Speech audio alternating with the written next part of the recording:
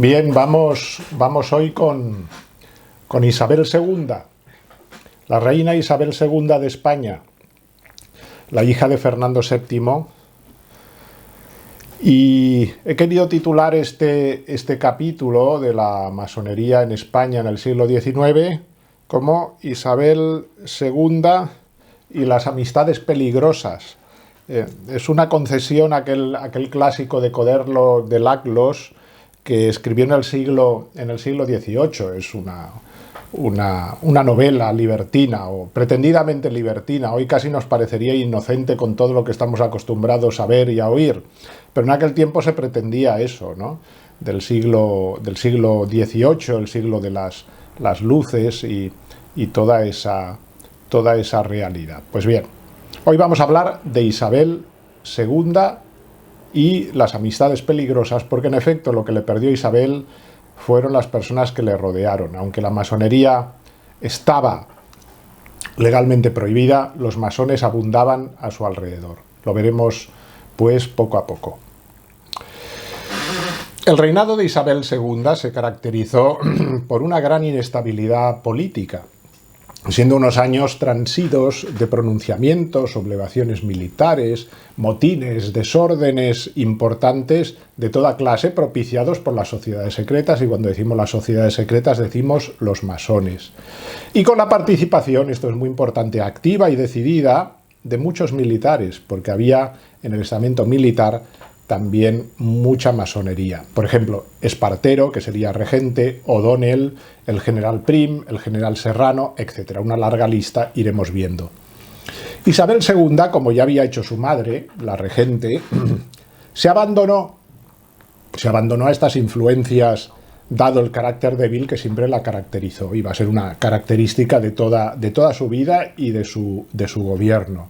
La necesidad, por otra parte, que se impone de ayuda para hacer frente a los movimientos carlistas que desde el año 1833 van a acosar el reino de Isabel II, le exigen de alguna manera apoyarse en los sectores más liberales y por lo tanto también masónicos, ¿no? Hay que tener en cuenta que el movimiento carlista estuvo muy apoyado en parte por la Iglesia, sobre todo por los estamentos más bajos de la Iglesia, por algunos obispos también, y sobre todo por el pueblo más fiel a la tradición, que era la gran mayoría del pueblo llano.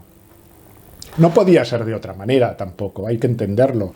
Las leyes cada vez más hostiles contra la Iglesia y que llevaban impreso un sello masónico incuestionable exigían este posicionamiento de autodefensa. Se creía además, el pueblo sencillo creía a la reina de alguna manera prisionera desde niña de los que venían a destruir la España tradicional. Tras la muerte de Fernando VII, la masonería seguirá prohibida, pero su persecución será mucho menos virulenta, lo vamos a ver, La reina regente, María Cristina, concederá de hecho pues amnistías en 1832, 33, 34, que incluirán también a los masones. De ahí que muchos vuelvan del destierro. Por lo tanto, la represión antimasónica durante las regencias de María Cristina de 1833 a 1840 y después del masón Baldomero Espartero de 1840 a 1843 fue, por decirlo así, o muy desganada o muy débil, o a veces casi inexistente. No existía, como decimos, una masonería organizada en España, ya que había leyes en efecto hostiles, pero desde el extranjero, especialmente desde Portugal y desde Francia, también desde Inglaterra, había intentos de introducirse y de organizarse ya. Se crearon logias entre 1834 y 1868, claro que sí, en muchos sitios, ¿no? En Barcelona, en Cádiz, en Granada, en Vitoria, en Bilbao, ¿no? Y en muchos otros sitios. Todas ellas, eso sí, de origen y dependencia exterior. En Lisboa, por ejemplo, en 1839 se constituyó un Gran Oriente Nacional de España, pero fuera de España. Y después el Gran Oriente de Francia también trabaja para organizar en España su obediencia, pero desde fuera. El estallido de la Primera Guerra Carlista y la necesidad que tenía, como decíamos, la regente de apoyos para su bando, facilitan el retorno de aquellos masones exiliados, que sin miedo, y sin miedo sobre todo ya a la Inquisición, porque la Inquisición había sido abolida, sin miedo a la Inquisición, empiezan a situarse en el tablero político y social de España de forma muy inteligente.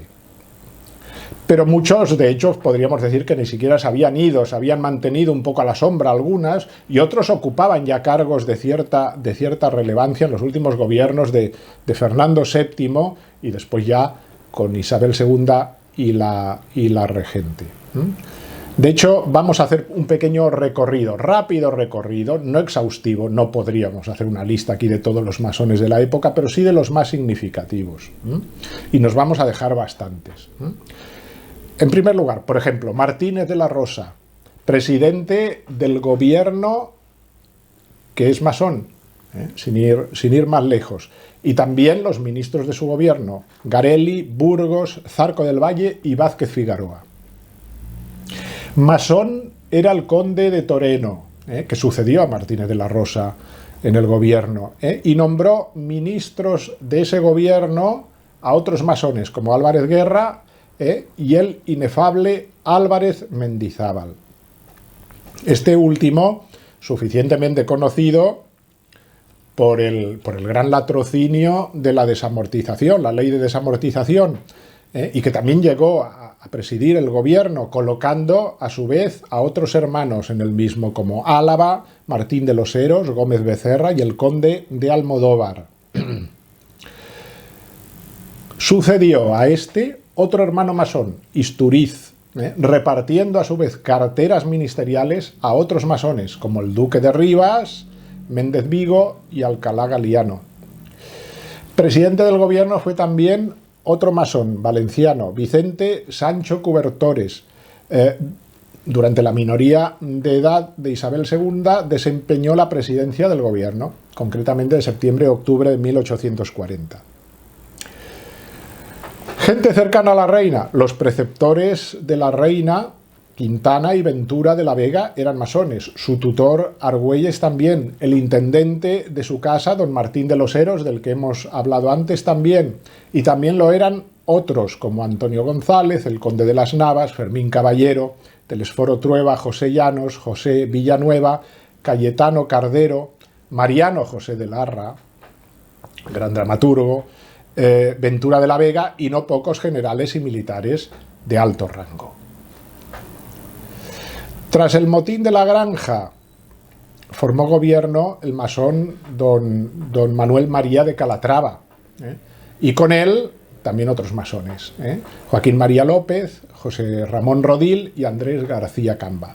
Las Cortes Constituyentes convocadas en este último gobierno fueron presididas por otro masón, Gómez Becerra, y obtuvieron escaños una lista larguísima de masones. Por ejemplo, Argüelles, Alonso Cordero, Álvarez Gómez, Acuña, Alcalá Zamora, Venceslau Aiguals de Izco, Aspiroz, Ballesteros, Beltrán de Lis, de los Cuetos, Cantero, Caballero, Espocimina, Fernández del Pino, Fernández de los Ríos, Feliu y Miralles, Fernández Baeza, Ferrer, Flores Estrada, González, Gracia Blanco, Garrido, Güelves, Infante, Llanos, Madoz, actor y autor principal de otra desamortización, Mateu, Millán Alonso, Salustiano Olózaga, del cual hablaremos y tan influyente cerca de la reina, Olleros, Padilla, Roda, Seoane, Salvato, San Miguel, Sancho, Vadillo y Vicens. Perdonadme la lista, pero es muy indicativo de la cantidad de masones que estamos hablando. Masones muy bien situados también eran Juan Van Halen, el duque de Montpensier, ya veremos qué trascendencia tiene después, Pedro González de la Serna, Vicente Moreno de la Tejera, Francisco Javier Parodi, el general Serrano y el general Izquierdo, así como políticos tan importantes que serán después como Práxedes Mateo Sagasta, o otros como Nicolás María Rivero, Juan Moreno Benítez y Juan Álvarez Lorenzana. Algunos autores excluyen de esta lista de masones al antagonista de Espartero, a Narváez, duque de Valencia con grandeza de España, pero lo cierto es que aparece también como masón en los papeles reservados de Fernando VII con el nombre simbólico de Bruto. Estos reveladores papeles reservados, entre comillas, son importantes y habían permanecido ocultos en el despacho del rey Fernando VII durante casi 10 años después de su muerte. Pero en 1842 casualmente se descubrieron en la biblioteca del rey difunto estos papeles reservados. Y allí había nada menos que un total de 108 volúmenes de anotaciones del rey, y entre ellas había varias listas de masones. Por lo tanto, la red masónica de aquellos años, a pesar, decíamos, de la clandestinidad, era tupida e influyente en todos los órdenes de la sociedad, como hemos visto. ¿Cómo se podía esperar, por lo tanto, ningún tipo de celo policial contra la secta cuando los estamentos estaban invadidos de afectos a ella? Solo cabe recordar la actuación libre totalmente de un personaje tan atrevido e indisimulado en sus pretensiones como Mendizábal, del que hablábamos antes, un liberal radical y masón que dispuso desde 1835 la extinción de las órdenes religiosas y la incautación, sin compensación alguna, evidentemente, de sus bienes por el Estado, que después malvendió a los que ya eran poderosos y a los que tenían patrimonio, no nos engañemos, haciendo más ricos a estos y sin ningún tipo de beneficio para las clases más abandonadas, que quedaron además huérfanas y abandonadas de las órdenes religiosas y de su asistencia providente, que era la que ayudaba a esas gentes en tantas ocasiones. Aquella primera desamortización seguirán otras más osadas que afectarán también al clero secular. En estas desamortizaciones liberales, aunque se utilizó la excusa de que se trataba de permitir a los campesinos el acceso a la propiedad, en realidad lo que se procuró es que los bienes expropiados a las iglesias fueran agrupados en grandes lotes de precios altísimos, que solo podían comprar, evidentemente, la burguesía bien situada. Y esto es lo que pasó. Los campesinos que trabajaban en tierras comunales o pertenecientes a la iglesia quedaron abandonados totalmente a su suerte, multiplicando la pobreza de no pocos. Fue la oligarquía la que sacó tajada, creando de esta manera grandes latifundios como consecuencia de este latrocinio masónico. Es decir, se denostaba a la vieja aristocracia del antiguo régimen para ahora sustituirla por una nueva burguesía liberal, eso sí, ennoblecida y orgullosa de su poder. No hay que olvidar tampoco el prejuicio gravísimo que supuso para el patrimonio artístico nacional, ya que en no pocas ocasiones los monasterios, conventos y equipamientos eclesiásticos fueron abandonados totalmente a la rapiña después de ser expropiados. Estoy pensando, por ejemplo, en algo tan cercano para nosotros los catalanes como el monasterio de Poblet, entre otros muchos equipamientos eclesiásticos que fueron robados, ¿no? Pero que fue reducido después, abandonado y reducido a escombros, y sus piedras objeto de vandalismo y robo, y que no se recuperó de nuevo y restauró hasta el siglo XX gracias a la iniciativa privada de un personaje tan impresionante como Eduardo Toda. De espanto, por ejemplo, seguir la suerte que tuvieron las bibliotecas de estos lugares. La de Poblet, por ejemplo, y esto lo he seguido un poco y lo investigué. La valiosísima biblioteca de este monasterio y de otros, en su mayor parte, se vendieron y acabaron convertidos en papel de pasta en los molinos papeleros, y grandes obras antiquísimas, no cabe decirlo. Pues bien, ya vemos a Mendizábal. Mendizábal ya había formado parte de las logias que hicieron posible el pronunciamiento de Riego en su época. Sus posiciones eran diáfanas y sus objetivos patentes, nadie lo puede negar. Hoy no nos cabe duda que era un traidor al servicio de los intereses ingleses.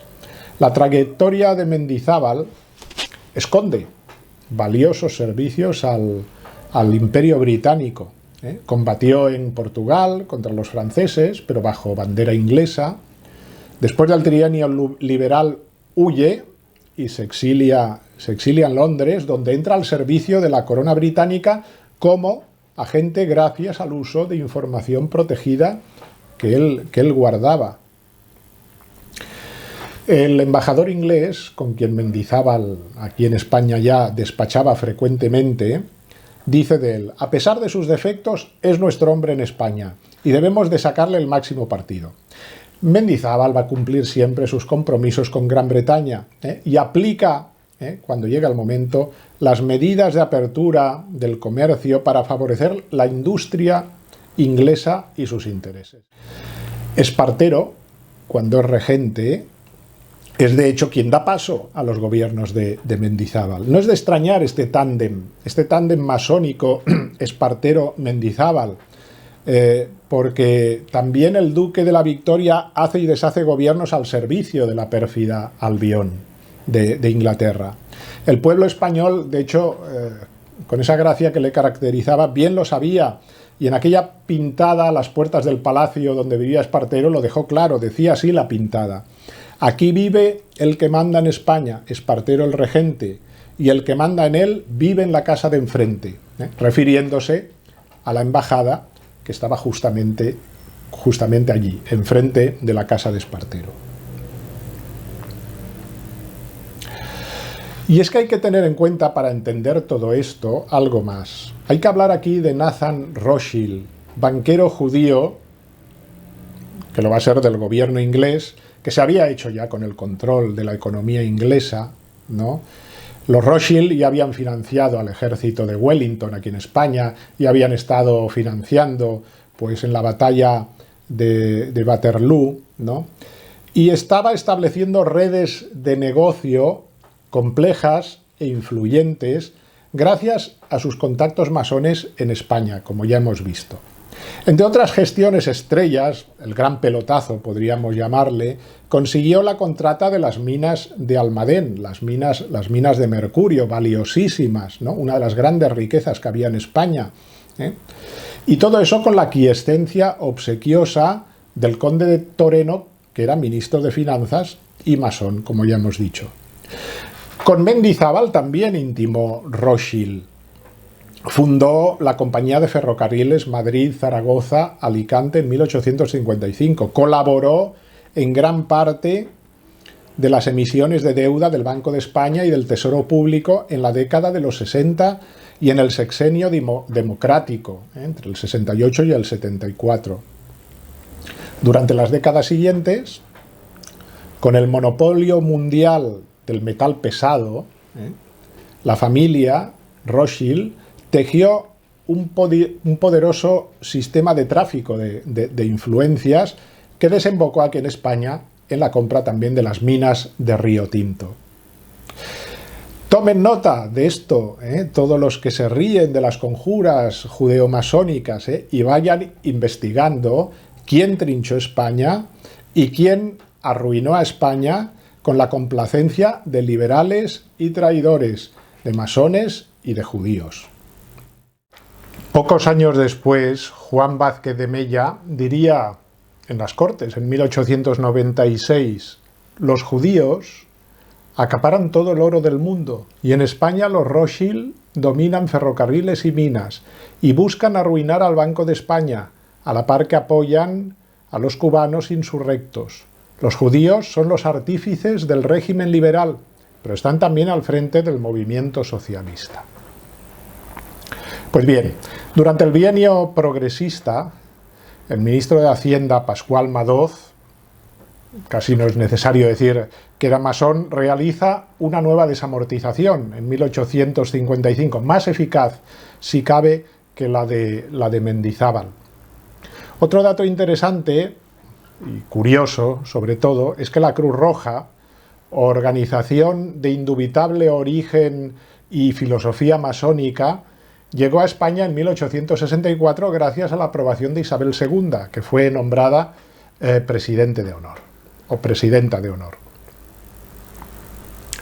De la reina Isabel, como persona y monarca, visto lo visto, lo que hemos podido reflexionar en este vídeo, como persona y como monarca, poco positivo se puede decir. Podemos afirmar lo que decíamos cuando explicábamos un poco el título de este vídeo, ¿no? Isabel II y las amistades peligrosas, ¿eh? Son las amistades peligrosas de Isabel II las que influyen de forma decisiva en su reinado.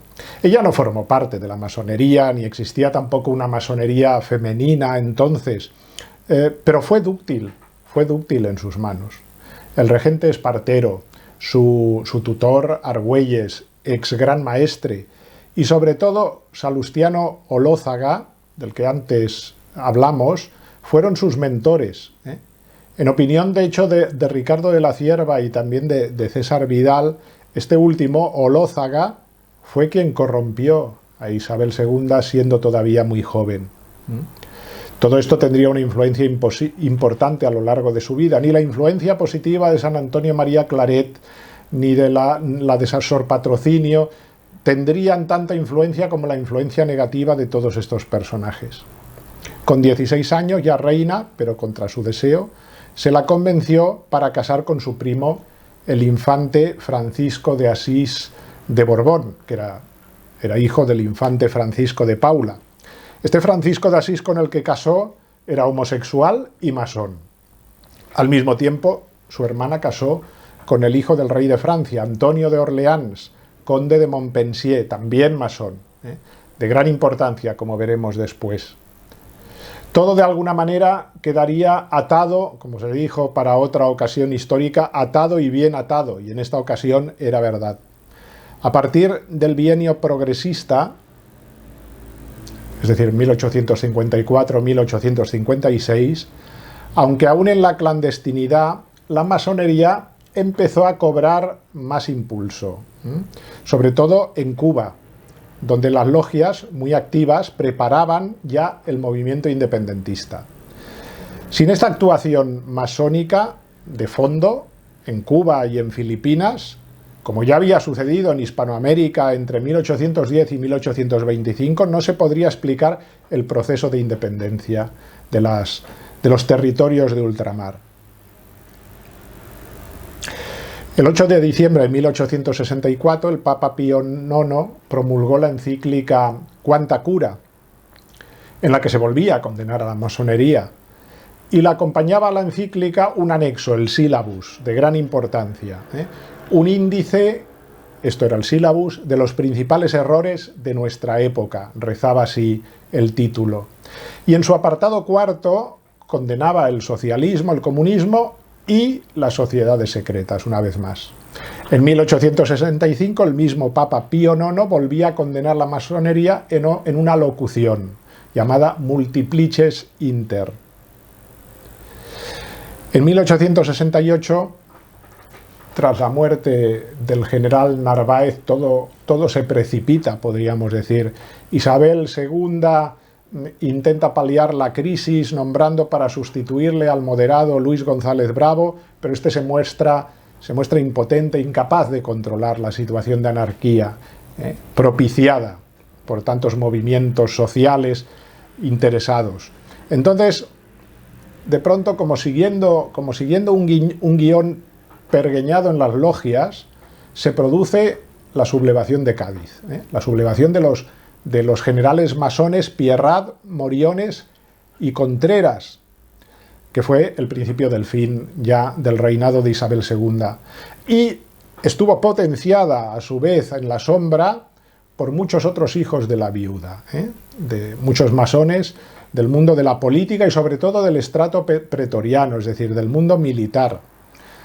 Podríamos decir que la gran oficialidad, por ejemplo, de la Marina estaba contaminada por la secta. Entre ellos el general Prim, evidentemente, Sagasta, Manuel Ruiz Zorrilla, Domingo Dulce y Garay, José Malcampo, marqués de San Rafael, el contraalmirante Méndez Núñez, Antonio Arístegui, Federico Rubio, Francisco Díaz Quintero, Manuel Carrasco, Antonio Machado Álvarez, Tomás de Aquino Arderius, Manuel Sánchez Silva y el general Peralta Pérez de Salcedo.